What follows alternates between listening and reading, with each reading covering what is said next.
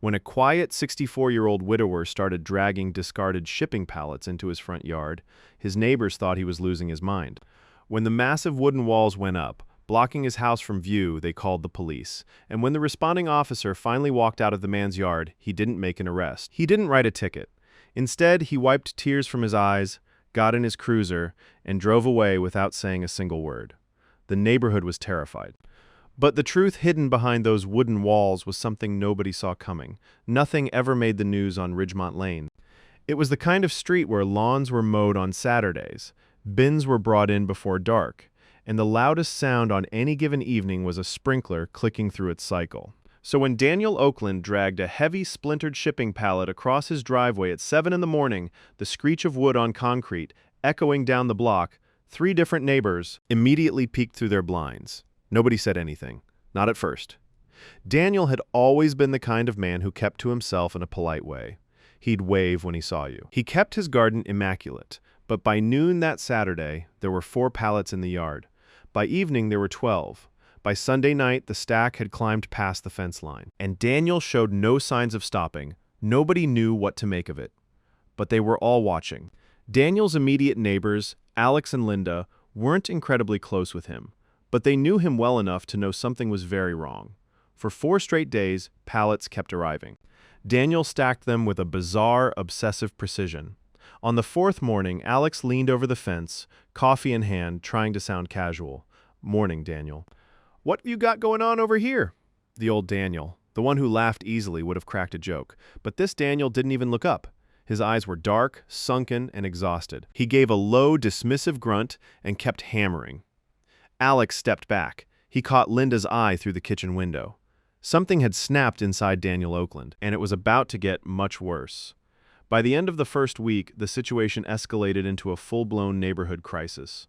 Old transport trucks began pulling onto Ridgemont Lane after dark.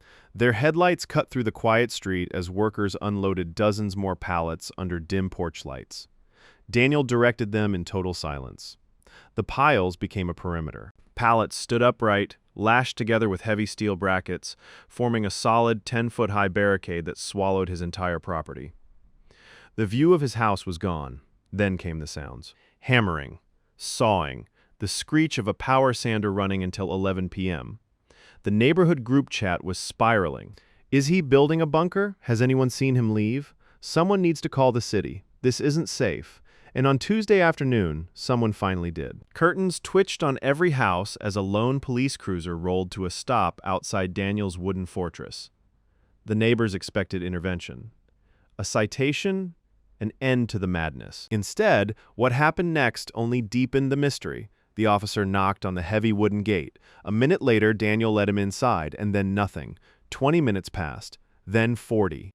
When the gate finally creaked open and the officer stepped back onto the sidewalk, his entire demeanor had changed. His posture was heavy. His jaw was tight. As he walked back to his cruiser, Linda gasped from her window. The officer's eyes were red.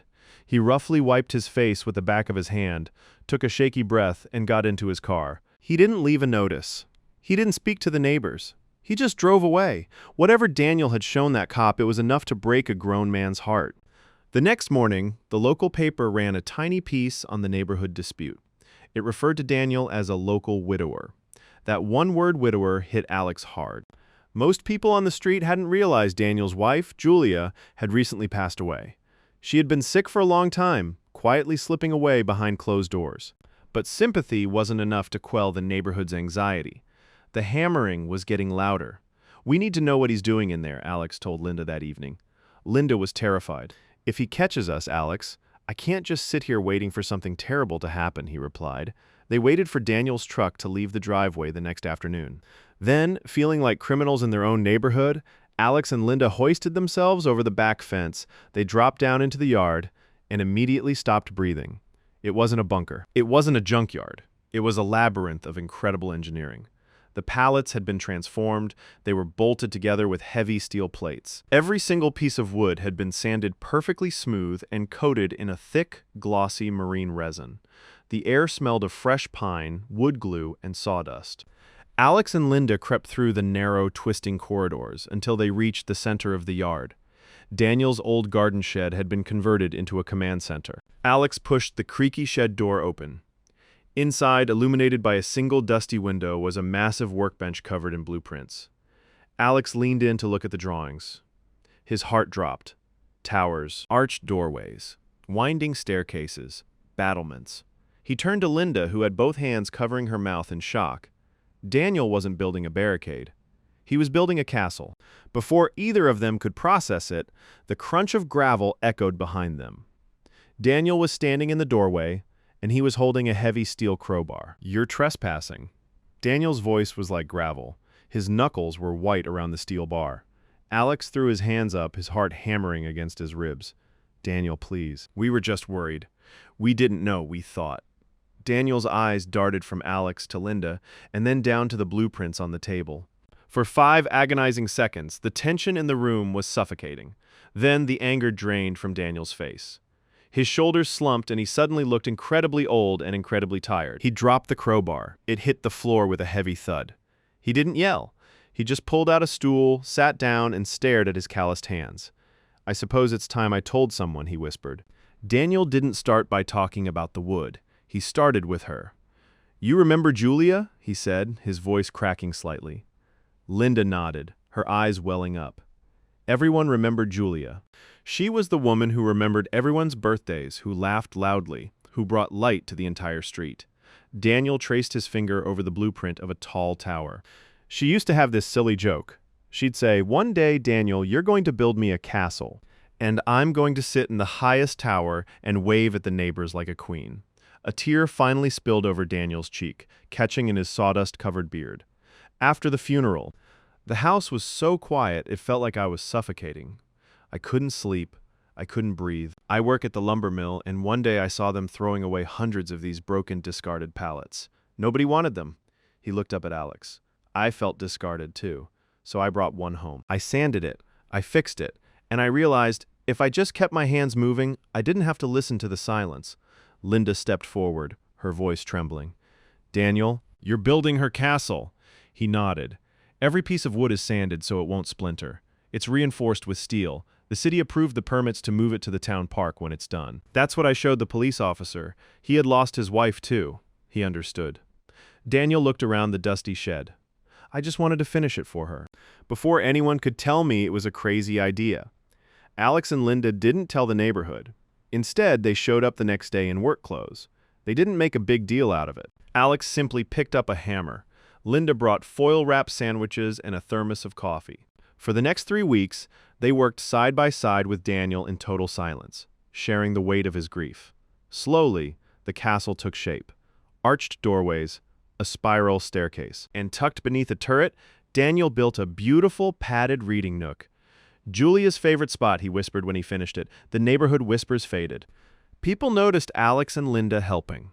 Soon, others stopped calling the city and started dropping off boxes of nails or fresh lemonade. They didn't know exactly what was being built, but they knew it was built with love. The morning the castle was finished, a massive flatbed truck and a city crane arrived on Ridgemont Lane. Neighbors finally stepped out onto their lawns, standing in awe as the massive wooden fortress was carefully disassembled and lifted onto the trucks. It was breathtaking. A true piece of art made entirely from the things people had thrown away. By evening, Daniel's yard was completely empty, just flattened grass. Alex stood at the fence. "She would be so proud of you, Daniel." For the first time in a year, Daniel smiled. A real, genuine smile. "I know."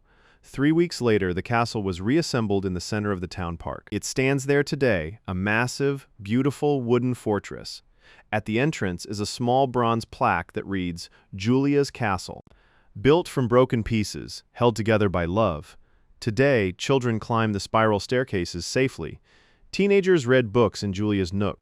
And on quiet Sunday afternoons, you can find a 64-year-old man sitting on a park bench nearby, watching the town enjoy the dream he built for his wife. The neighbors on Ridgemont Lane who once called the cops now tell the story differently. But the real lesson was never about what the neighbors thought. Daniel Oakland proved that grief doesn't have to be a dark, empty room. Sometimes when you lose the person you love most, you just have to pick up a hammer, take the broken pieces of your life, and build something beautiful for the rest of the world. If this story reminded you of the power of love, Do me a favor, hit that subscribe button and share this video with someone you care about, because you never know what kind of heavy lifting someone is doing behind closed doors. Thanks for watching, and I'll see you in the next story.